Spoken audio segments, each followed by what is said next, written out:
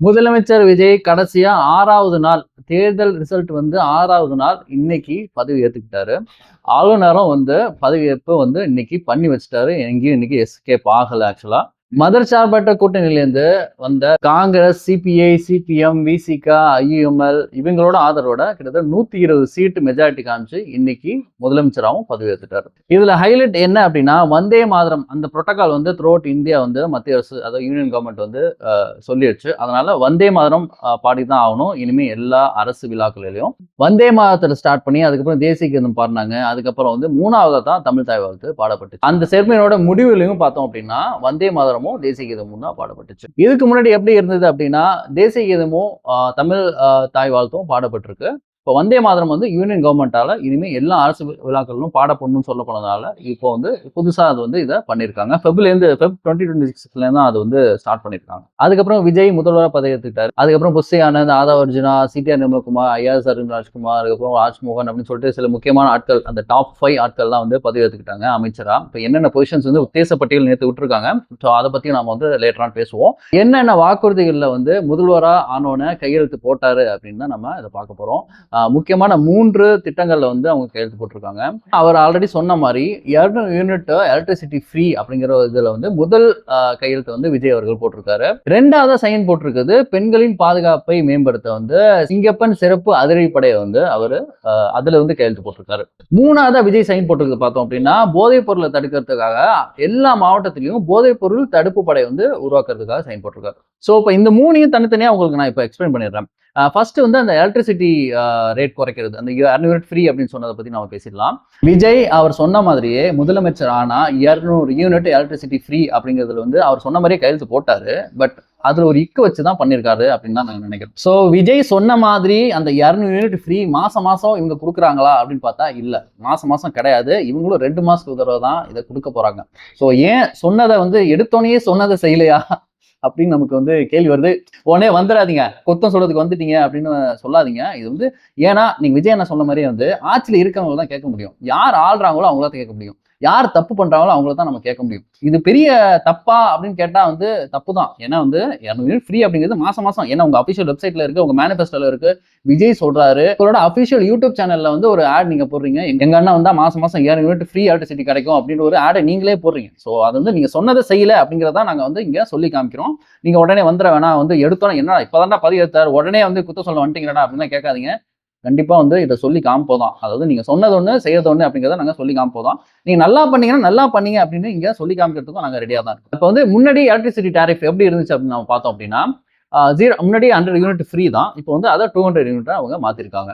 So முன்னாடி இருந்த 100 unit ஃப்ரீல வந்து ஃபர்ஸ்ட் 0 to 100 ஃப்ரீ. அதுக்கப்புறம் வந்து அப்போ 101லேருந்து 200 யூனிட் வரையும் 2.35 per யூனிட் வந்து சார்ஜ் பண்ணிருக்காங்க. 201லேருந்து 400 யூனிட் வரையும் 4.7 ரூபா, 401லேருந்து 500 யூனிட் வரைக்கும் 6.3 ரூபாய். இந்த மாதிரி ஒரு யூனிட் 100 யூனிட்ஸ் வரைக்குமே வந்து அவங்க வந்து சார்ஜஸ் வந்து ஏறிட்டே போகும். ஸோ அதை வந்து நாங்கள் ஸ்க்ரீன்லையும் ஷேர் பண்றோம், நீங்க அதை பார்த்துக்கங்க கிளியரா. ஸோ இப்போ அகைன் நம்ம இப்போ வந்துடுவோம் 200 யூனிட் ஃப்ரீ அப்படிங்கிற ஒரு அந்த ஒரு ஸ்கீம்குள்ள நம்ம வந்துடலாம். இப்போ 200 யூனிட் ஃப்ரீ அப்படிங்கிறது மாசமா இல்லை வந்து 2 மாசத்துக்கு ஒரு தடவையா அப்படின்னு நம்ம பார்த்தோம் அப்படின்னா 2 மாசத்துக்கு ஒரு தடவை தான். போன முறை எப்படி இருந்துச்சோ போன முறை வந்து 2 மாசத்துக்கு தடவை 100 யூனிட் ஃப்ரீ, இந்த மாதிரி 2 மாசத்துக்கு தடவை 200 யூனிட் ஃப்ரீ. ஸோ அது மட்டும் இல்லை 500 யூனிட் வர யூஸ் பண்றவங்களுக்கு தான் இது வந்து அப்ளையும் ஆகும். ஸோ 500 யூனிட்டுக்கு மேலே யூஸ் பண்ணீங்க அப்படின்னா அந்த 200 யூனிட் ஃப்ரீ அப்படிங்கிறது அந்த ஃபேமிலிக்கு அப்ளை ஆகாது.